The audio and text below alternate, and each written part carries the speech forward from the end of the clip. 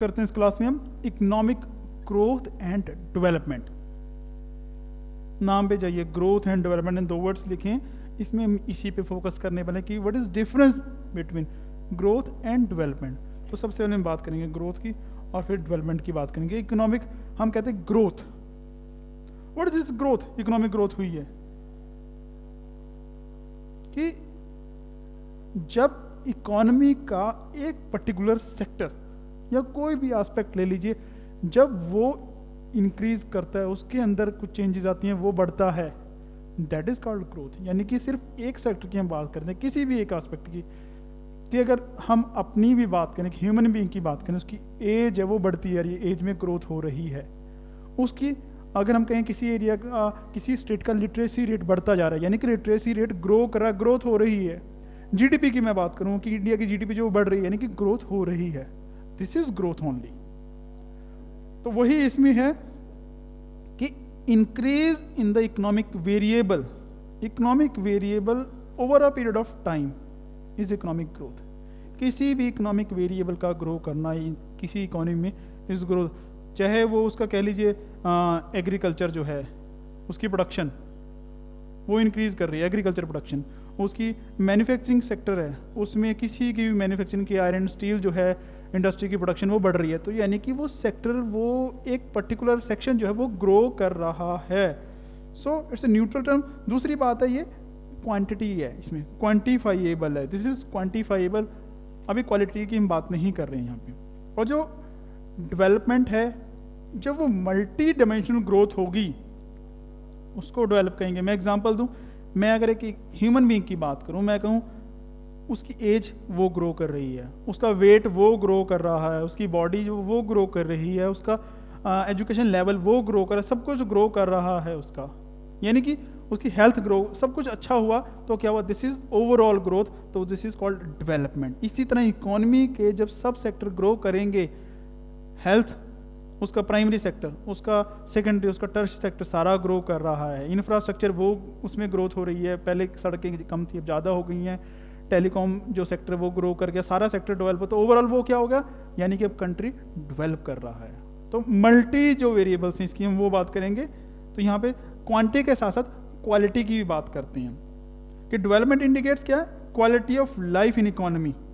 अब उसमें हम जनरली देखते क्या हैं कि लेवल ऑफ न्यूट्रिशन, कि जब इकोनॉमी ग्रो कर रही है तो उसका जो इफेक्ट लोगों पे पॉजिटिव है कि एडवर्स है। अगर वो पॉजिटिव है तो यानी कि डेवलपमेंट अच्छी हो रही है, हर चीज़, फिर हम कहेंगे कि डेवलपमेंट हो रही है।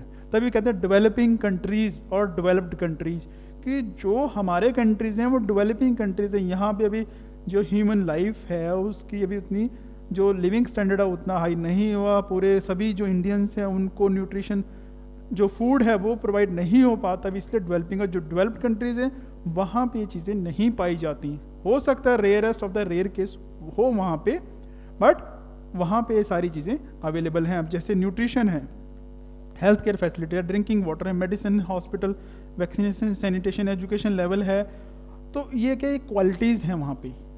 या यहाँ पे कहीं भी बात कर लीजिए कि जब ग्रोथ हो रही है इकोनॉमी में, प्लस उसका जो इफेक्ट पड़ रहा है, सारे जो सेक्टर हैं वो ये भी ग्रो कर रहे हैं। और क्वालिटी यानी कि quantity plus quality of life, quantity के साथ साथ क्वालिटी ऑफ लाइफ वो भी इंप्रूव हो रही है, तो that is called development in economics. और इसलिए हम इसको कैसे कह सकते हैं, कुछ एरियाज में जैसे हायर द ग्रोथ और हायर द डेवलपमेंट, कि ग्रोथ ज़्यादा हो रही है तो डेवलपमेंट भी ज़्यादा होगी, ऐसा बिल्कुल पॉसिबल है। हायर ग्रोथ और लोअर डेवलपमेंट ऐसा भी पॉसिबल है कि कुछ एरियाज, पर्टिकुलर एरियाज ग्रो कर जाएं और जो ओवरऑल एरियाज ना ग्रो करें तो डेवलपमेंट नहीं हो पाएगी। इस तरह ये भी हो सकता है कि लोअर ग्रोथ हो पर जो क्वालिटी है वो अच्छी हो रही हो, तो वहाँ पे डेवलपमेंट होगी, ज़्यादा होगी। तो इसको हम ऐसे कंपैरिजन कर सकते हैं। अब बात आती है कि ह्यूमन डेवलपमेंट की, यहाँ पे उसको मेज़र कैसे करते हैं कि कहीं पे ह्यूमन, जो हमारा ह्यूमन बीइंग है उसकी डेवलपमेंट कितनी है, तो इसको मेज़र करने के लिए इंडेक्स बनाया हुआ है, that is called human development index. निकाला किसने था? एक पाकिस्तानी इकोनॉमिस्ट था, मुसफुल हक, महबूल हक उसका नाम था, उसने शुरू किया था। और सबसे पहले जो रिपोर्ट है वो दी थी, ये आप देख पा रहे हैं, यूएनडीपी की पहली रिपोर्ट पब्लिश 1990 में, यूनाइटेड नेशन डेवलपमेंट प्रोग्राम जो है उन्होंने HDI या ह्यूमन डेवलपमेंट इंडेक्स रिपोर्ट पहली पेश की थी, और शुरू बनाई किसने थी? महबूबुल हक और इंग कॉल, ये दो लोग थे। इसलिए अगर क्वेश्चन आता है कि किसने शुरू किया, किसने मेजरमेंट ये दी, किसने सबसे पहले, इट वाज महबूबुल हक, he was leading the team जिसने रिपोर्ट तैयार की थी। और इसमें हम करते क्या हैं, कैसे कैलकुलेट, 3 पैरामीटर्स हमने रखे हैं जिसको लिया जाता है, और वो कौन कौन से पैरामीटर्स है आप उनको याद रखें। तभी हम जो जनरल डिस्कस करते हैं हम देखते हैं कि लिविंग स्टैंडर्ड कैसा है। लिविंग स्टैंडर्ड किस पर डिपेंड करेगा? उसकी परचेजिंग पावर वहाँ के लोग, यानी कि इसमें हम क्या काउंट करेंगे? Per capita income.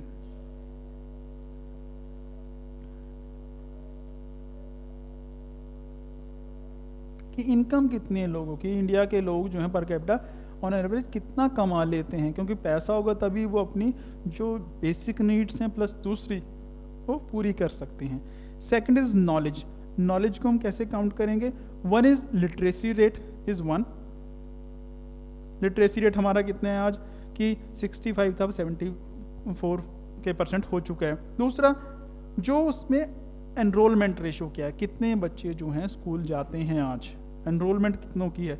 तीसरा life expectancy at the time of birth, यानी कि जो बच्चे पैदा हो रहे हैं वो कितने साल तक वो जिएंगे। या ऐसा होता है ना, इन्फेंट्स जब वो होते हैं तभी उनकी डेथ हो जाती है। हमारा jet is called IMR, infant mortality rate, की जो इन्फेंट्स हैं उनकी मृत्यु दर क्या है।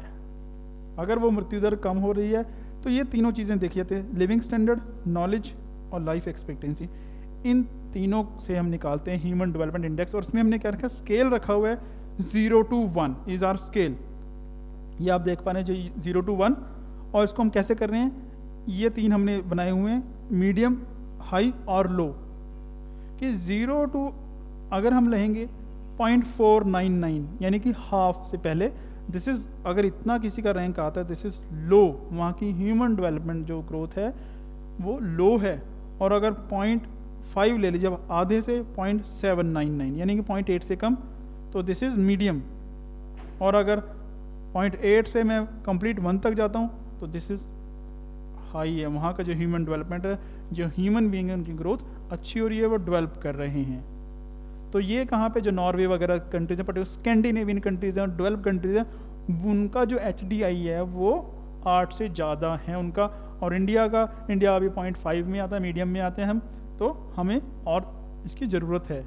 उसके अलावा एक कंट्री है भूटान, उसने अपना अलग ही एक इंडिकेटर बनाया था, ग्रॉस नेशनल हैप्पीनेस। हम GDP काउंट करते हैं, वो GNH काउंट करें, ग्रॉस नेशनल हैप्पीनेस। उसने 1970s में शुरू किया था, और उसमें 3-4 चीज़ें ली जो भूटान ने, वो आपको पता होनी चाहिए, एक क्वेश्चन आ जाता है generally. 1 is per capita income, दूसरा गुड गवर्नेंस, तीसरा एनवायरनमेंट, और चौथा कल्चर प्रमोशन, की कल्चर जो वैल्यूज़ हैं वो उसको कितना प्रमोट कर पा रहे हैं। ये इसमें लिटरेसी रेट नहीं ले रहे हैं, और ना ही जो मॉर्टेलिटी रेट है या लाइफ एक्सपेक्टेंसी वो ले रहे हैं। हम ये क्या ले रहे हैं, इनकम, गवर्नेंस, एनवायरनमेंट और कल्चर, ये 4 एस्पेक्ट हैं जो ग्रॉस नेशनल हैप्पीनेस में आते हैं। तो इसमें इतना ही, धन्यवाद।